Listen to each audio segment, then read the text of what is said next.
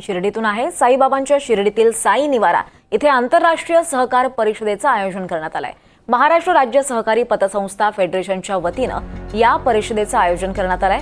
राज्यभरातील सहकार क्षेत्रातील साधारण 15,000 पदाधिकारी तसंच 8 देशातील सहकार प्रतिनिधी या परिषदेसाठी दाखल झालेत। राजस्थानचे राज्यपाल हरिभाऊ बागडे, राज्याचे सहकार मंत्री बाबासाहेब पाटील, जलसंपदा मंत्री राधाकृष्ण विखे पाटील हे देखील या परिषदेत सहभागी होणार आहेत। याचाच आढावा घेतलाय आमचे प्रतिनिधी सुनील दवंगे यांनी।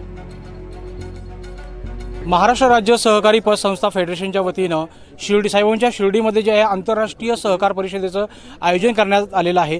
या ठिकाणी फेडरेशनचे अध्यक्ष काका कोयटे आपल्यासोबत आहेत। काका, नेमकं कशा पद्धतीने एकंदरीत रूपरेषा आहे कार्यक्रमाची? कार्यक्रम युनोनं हे आंतरराष्ट्रीय सहकार वर्ष घोषित केलेलं आहे आणि त्याचं महाराष्ट्रातल्या सगळ्या पतसंस्था चळवळीच्या वतीनं महाराष्ट्र राज्य सहकारी पतसंस्था फेडरेशननी स्वागत केलेले आहे। राज्यातून कोण कोण मंत्री किंवा आमदार खासदार असतील, जे महत्त्वाची व्यक्ती जी आहेत या ठिकाणी या महत्त्वाची व्यक्ती सहकार मंत्री आहेत, ते थोड्या वेळात या ठिकाणी येत आहेत। आमच्या अहिल्यानगर जिल्ह्याचे पालकमंत्री राधाकृष्ण विखे पाटील या ठिकाणी येत आहेत। राजस्थानचे राज्यपाल महामहिम हरिभाऊ बागडे या ठिकाणी येत आहेत।